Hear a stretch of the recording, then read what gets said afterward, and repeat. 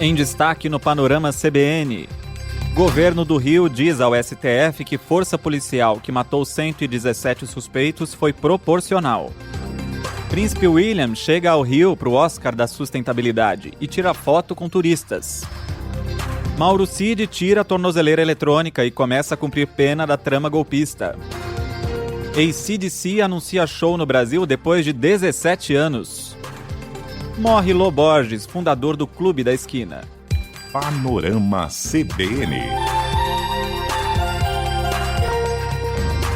Olá para você que está aqui comigo, eu sou Leandro Gouveia e a partir de agora, em menos de 30 minutos, vou te contar o que de mais importante aconteceu no Brasil e no mundo e que foi destaque na programação da CBN ao longo desta segunda-feira, dia 3 de novembro de 2025.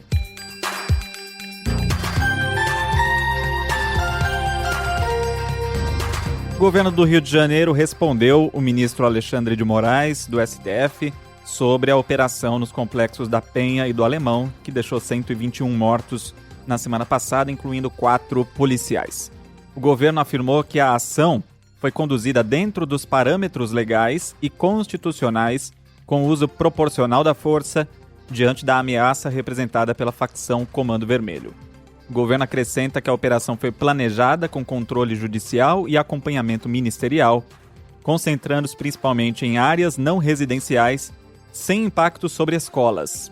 O governo diz ainda que todos os policiais usavam câmeras corporais. Cláudio Castro afirmou que houve falhas técnicas em parte das câmeras e que elas foram registradas e comunicadas à empresa responsável, mas não especificou quantos equipamentos foram afetados. Disse ainda que foi instaurado um inquérito para apurar a remoção de corpos antes da perícia, o que dificultou a preservação do local. Nessa segunda, o ministro Alexandre de Moraes se reuniu com o governador do Rio, Cláudio Castro, numa audiência que tem como motivação justamente a DPF das favelas, que colocou regras sobre operações em comunidades. Uma dessas regras é o uso de câmeras corporais pelos policiais, só para te dar um exemplo.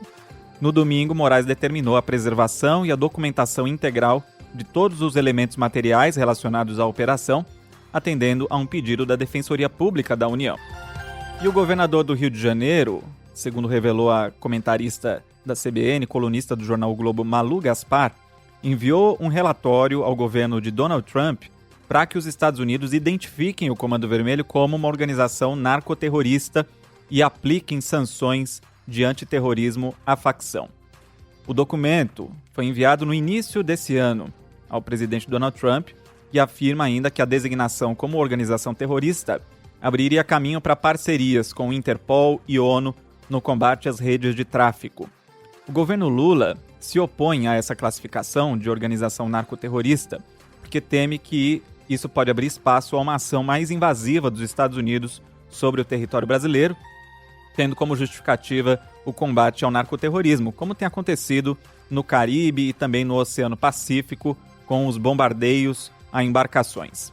A Comissão de Constituição e Justiça da Câmara deve votar o projeto que classifica as facções como organizações terroristas nesta terça-feira. O secretário da Segurança Pública de São Paulo, Guilherme Derrite, deve deixar temporariamente o cargo para reassumir o mandato de deputado e relatar o projeto depois no plenário. O que está acontecendo em alguns locais do país, como que acontece no Rio de Janeiro, por exemplo, onde há um domínio de território, onde há exploração de outras atividades que não deveriam ser exploradas pelo crime, como distribuição de energia, distribuição da internet, de água, de gás, de mototáxi, é uma questão que extrapola a segurança pública e já entra na questão de soberania, porque é um território paralelo. Na sexta-feira, o governo Lula enviou para o Congresso a lei antifacção, que endurece as penas para integrantes do crime organizado, e também está no Congresso a PEC da Segurança Pública, que é uma proposta criticada por governadores de oposição, que vê em risco a autonomia dos estados. E também vai ser instalada nesta terça-feira a CPI do crime organizado no Senado. E o Banco Central publicou novas regras que reforçam o combate à lavagem de dinheiro, também à fraude e sonegação fiscal, com impacto direto em bancos, fintechs e instituições de pagamento. A partir de 1º de dezembro, elas serão obrigadas a fechar contas usadas de forma irregular, incluindo o caso das chamadas contas bolsão. Esse tipo de conta é irregular quando um cliente oferece serviços por meio de sua conta, sem autorização legal, e com o objetivo de ocultar valores e os reais beneficiários das transações. É mais um movimento para fechar brechas do sistema financeiro para o crime organizado. Mudando de assunto, o ex-ajudante de ordens de Bolsonaro, Mauro Cid, teve a tornozeleira eletrônica removida nesta segunda-feira. Decisão veio depois do ministro Alexandre de Moraes determinar o início do cumprimento da pena por tentativa de golpe de Estado. Cid foi condenado a 2 anos de reclusão em regime aberto, sendo beneficiado por ter feito o acordo de delação. Ele não apresentou recursos contra a sentença, ao contrário dos demais réus, por isso que o cumprimento da pena começa agora. Mesmo com a remoção da tornozeleira, o militar tem que cumprir medidas cautelares, está proibido de sair do país, não pode usar redes sociais, nem se comunicar com outros investigados, e ele também deve cumprir recolhimento domiciliar noturno e integral nos fins de semana. O STF marcou para o dia 14 de novembro o início do julgamento do deputado licenciado Eduardo Bolsonaro, do PL. Ele foi denunciado em setembro pela Procuradoria-Geral da República por coação no processo da trama golpista. O ministro relator Alexandre de Moraes tentou notificar o deputado, mas não teve sucesso, e ele também não apresentou a defesa. O julgamento será no plenário virtual. Os ministros da primeira turma vão decidir se ele vira ou não réu no processo. A Defensoria Pública da União, que foi nomeada para a defesa do deputado, defendeu a rejeição da ação por entender que as manifestações atribuídas ao parlamentar são declarações públicas sobre política externa, sanções econômicas e críticas a decisões judiciais, sem qualquer ato de violência ou grave ameaça. A denúncia contra o amigo dele, Paulo Figueiredo, foi desmembrada e vai ser analisada em outro momento. Isso porque ele mora nos Estados Unidos e a sua intimação vai ser feita por carta rogatória, que é um instrumento de cooperação entre o judiciário de 2 países. E quinta-feira começa a cúpula de líderes em Belém, que vai anteceder a COP30, a Conferência do Clima da ONU. E o presidente Lula decretou a garantia da lei e da ordem na capital paraense. Isso significa que os militares das Forças Armadas vão atuar diretamente na segurança da cidade, em conjunto com as forças locais. A GLO começou domingo, vai até o dia 23 de novembro e vale também para cidades com infraestruturas críticas, nos municípios de Altamira e de Tucuruí, também no Pará. Um dos focos de atenção é a usina hidrelétrica de Belo Monte, em Altamira. O Ministério de Minas e Energia citou num ofício que foi enviado para o Ministério da Justiça e foi obtido pelo jornal O Globo, o reconhecido aumento da atuação de facções criminosas na região, como o Comando Vermelho e o Comando Classe A. As Forças Armadas vão atuar também no perímetro externo de segurança do Parque da Cidade, na capital Belém, onde vão se concentrar os eventos da COP, também nos portos e aeroportos, além das subestações de energia e de água da capital. Nessa segunda, o presidente da COP, embaixador André Corrêa do Lago, deu entrevista ao jornal da CBN e demonstrou otimismo com a presença de quase 60 chefes de Estado e de governo nessa semana. Eu acho que nós vamos ter uma cúpula muito interessante, porque ela tem um posicionamento muito especial. Normalmente ela acontece nos 2 primeiros dias da COP, e neste caso a cúpula está acontecendo uns 3 dias antes da COP. Então vai ser muito interessante ver de que maneira eles vão dar o espírito que depois os negociadores vão ter que levar adiante para ter resultados na COP. O embaixador disse que a União Europeia deve apresentar nessa semana metas climáticas mais ambiciosas de redução da emissão de gases do efeito estufa. Nessa segunda, o príncipe William, filho do rei Charles III, chegou ao Rio de Janeiro para vários compromissos ligados à emergência climática e recebeu das mãos do prefeito Eduardo Paes as chaves da cidade no Pão de Açúcar. O príncipe William foi recebido ao som de Brasileirinho, de um trio de chorinho que estava tocando por lá. Turistas que estavam no Pão de Açúcar receberam o príncipe com aplausos quando ele desceu do bondinho e andou em direção ao prefeito. E depois ele tirou fotos com alguns deles. Ao jornal O Globo, o vendedor Josevaldo Moisés disse que reconheceu o príncipe pela careca. Tá certo. O prefeito Eduardo Paes disse também ao jornal O Globo que William fez perguntas sobre favelas e a mega operação da semana passada, que deixou 121 mortos, e que ele não estava preocupado com a própria segurança, mas com o dia a dia dos que vivem no Rio. Por que o William está no Rio? Ele é criador do prêmio Earthshot Prize, que reconhece projetos de inovação e preservação ambiental. É considerado o Oscar da sustentabilidade.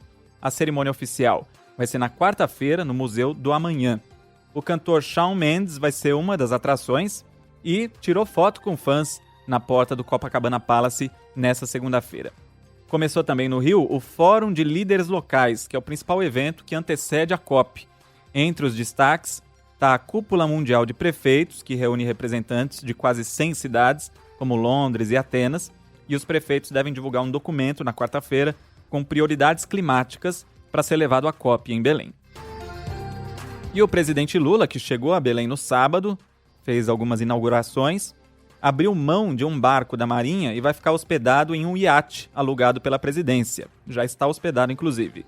A justificativa é segurança, preço e conforto. A CBN perguntou para a presidência há uma semana quanto custou o aluguel, mas ainda não teve resposta.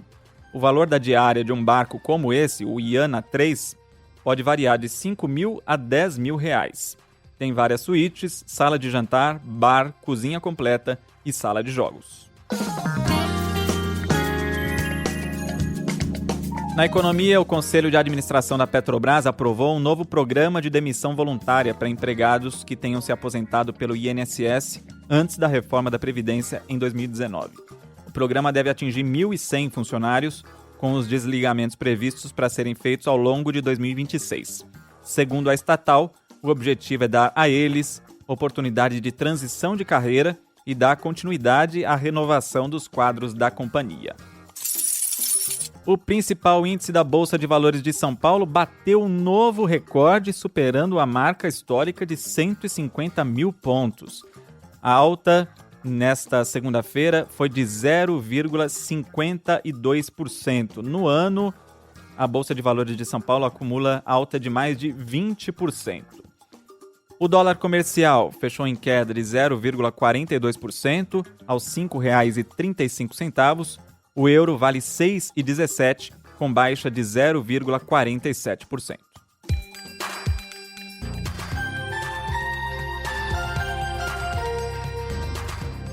A ativista de esquerda e ex-companheira do guerrilheiro Carlos Marighella, Clara Scharf, morreu aos 100 anos de idade de causas naturais. A morte foi confirmada pela Associação Mulher pela Paz, fundada e presidida por Clara, que desde jovem se dedicou aos direitos das mulheres. A ativista foi casada com Marighella por quase 20 anos, até o assassinato dele pela ditadura militar. Scharf militou no Partido Comunista Brasileiro, legenda a que se filiou aos 21 anos, e foi uma das fundadoras do Partido dos Trabalhadores. Noticiário internacional: uma torre medieval desabou parcialmente em Roma, na Itália, deixando um bombeiro gravemente ferido. A Torre del Conte, uma construção do século XIII, fica perto do Coliseu. E o desabamento aconteceu enquanto as equipes de resgate trabalhavam, depois de uma outra seção da torre já ter cedido. Imagens mostram a estrutura de 29 metros de altura tremendo antes da segunda queda. O bombeiro ferido foi internado em estado grave.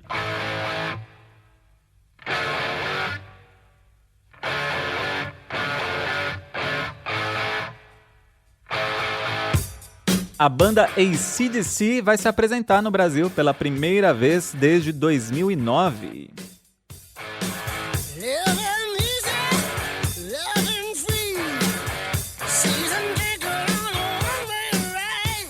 O show vai ser no estádio do Morumbi, em São Paulo, no dia 24 de fevereiro do ano que vem. O grupo australiano vem ao país com a turnê Power Up, que inclui datas na Argentina, no Chile e nos Estados Unidos. Os ingressos para o show estarão disponíveis no dia 7 de novembro pela Ticketmaster. Os valores ainda não foram divulgados. O show de abertura será do grupo The Pretty Reckless. Essa vai ser a primeira vez que o AC/DC vem ao Brasil após a morte do guitarrista Malcolm Young em 2017. Ele foi substituído por Steve Young, sobrinho de Malcolm, e do guitarrista Angus.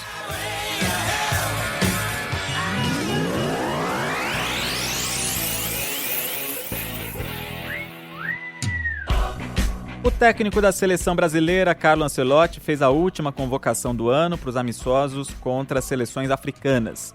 Pela primeira vez, Ancelotti convocou Vitor Roque, do Palmeiras, Luciano Juba, do Bahia, e Fabinho, ex-Liverpool. A seleção enfrentará Senegal no dia 15 de novembro no estádio Emirates, em Londres, na Inglaterra, e a Tunísia no dia 18, em Lille, na França.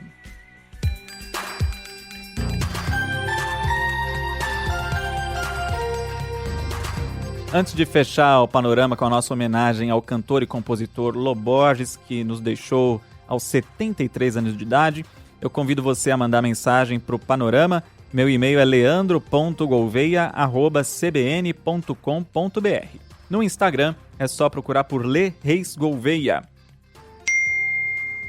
Tem mensagem na caixinha de comentários do Spotify. O Renan Guimaral, que tem participado bastante, inclusive, do podcast, ele falou que é tão ouvinte que aparece no Spotify naquela retrospectiva do fim do ano entre os 1% de ouvintes que mais ouvem o Panorama.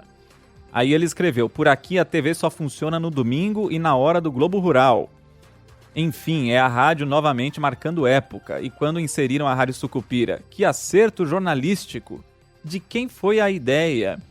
Une demais os que puderam escutar a rádio dia a dia e os mais novos com o paralelismo político.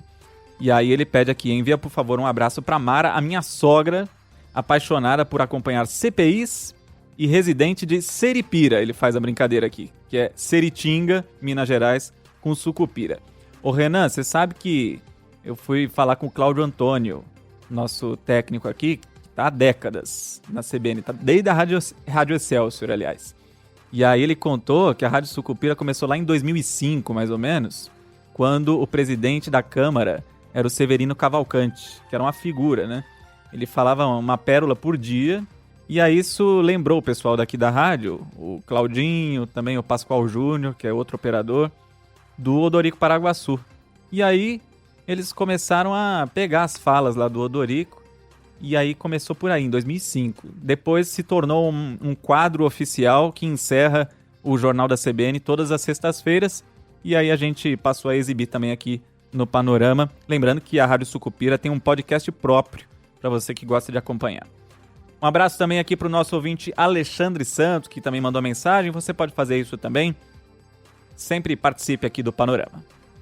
Vento solar e estrelas do mar, você ainda quer morar comigo? Cantor e compositor Lô Borges morreu por falência múltipla dos órgãos na noite desse domingo, aos 73 anos de idade. O artista foi internado em um hospital particular de Belo Horizonte em outubro, depois de uma intoxicação por medicamentos. Chegou a ser submetido a uma traqueostomia na semana passada, como você acompanhou aqui no Panorama. Amigos e autoridades fizeram homenagens pelas redes sociais. Um dos principais parceiros musicais de Lô, Milton Nascimento, com quem fundou o Clube da Esquina, escreveu que Lô Borges foi e sempre será uma das pessoas mais importantes da vida.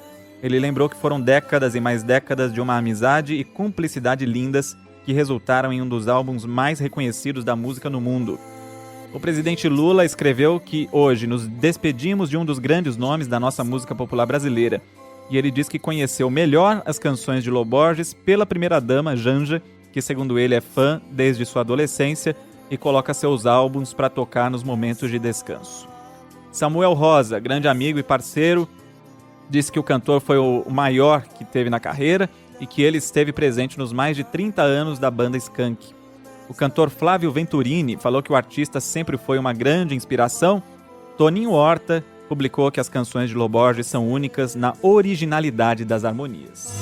Coisas que a gente se esquece de dizer, frases que o vento vem às vezes me lembrar. O movimento Clube da Esquina revolucionou a música brasileira a partir dos anos 70, ao fundir influências do rock, do jazz, da psicodelia com a tradição da MPB e das harmonias mineiras.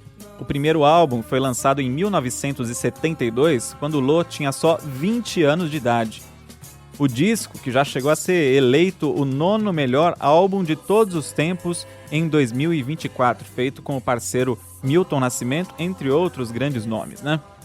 O cantor e compositor Rodrigo Borges, sobrinho de Lô, falou com a CBN nessa segunda-feira e disse que o tio e os artistas do Clube da Esquina, como Toninho Horta, Beto Guedes e o próprio Milton, firmaram um pacto musical pelo compromisso com a originalidade e a autenticidade ao longo de toda a carreira.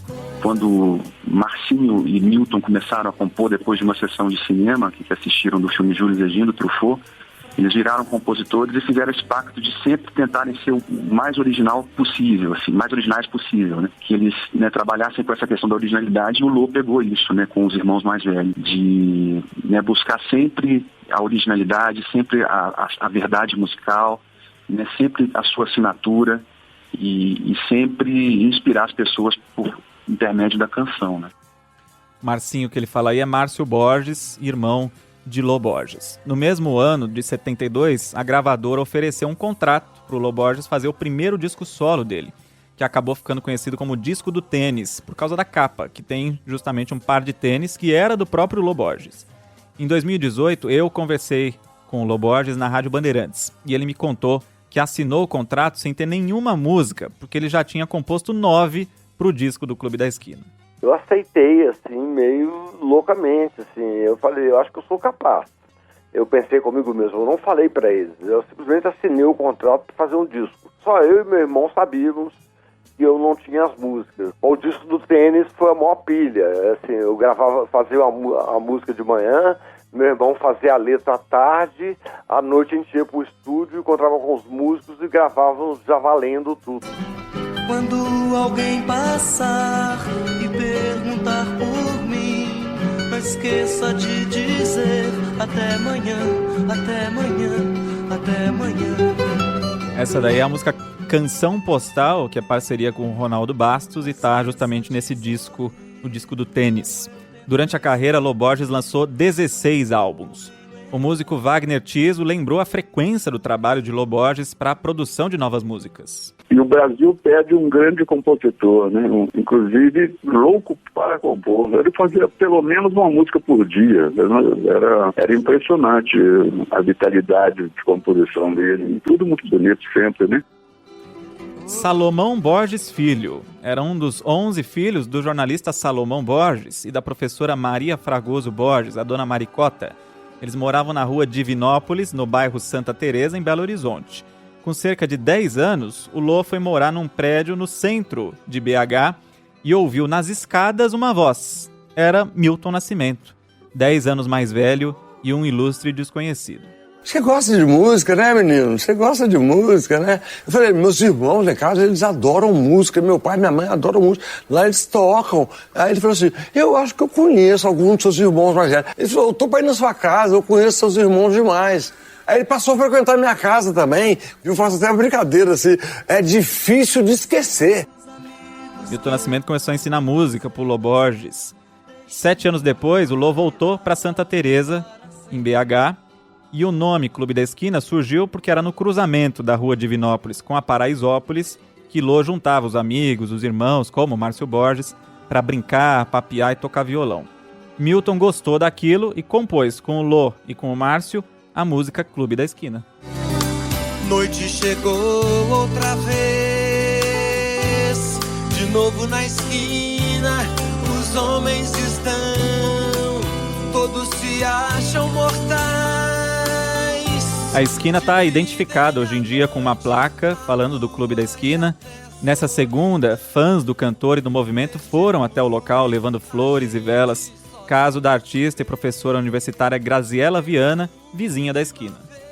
A família dele continua morando aqui no quarteirão, né? Assim, de vez em quando eu encontrava com o Lô aqui também na esquina. Eu passo aqui, não diariamente, mas sempre que eu posso parar, eu paro, sento um pouco, ouço um pouco de música do Clube da Esquina. Então vai embora, assim, um pouco da poesia desse mundo, dessa cidade. No dia 4 de maio desse ano, o Lô Borges fez uma apresentação surpresa nessa rua.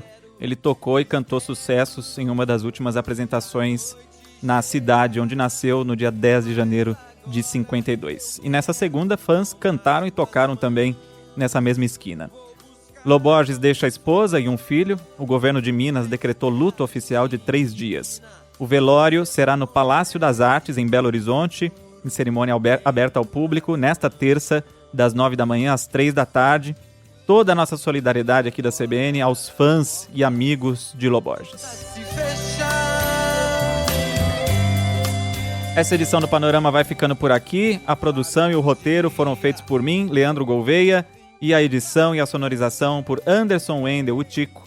A próxima edição do Panorama chega às 7 da manhã com Bianca Santos e eu volto na sequência. Até lá. Janelas se abram ao negro do mundo lunar, mas eu não me acho perdido. Do fundo da noite partiu minha voz. Já é hora. Panorama CBN. As principais notícias do dia em menos de meia hora.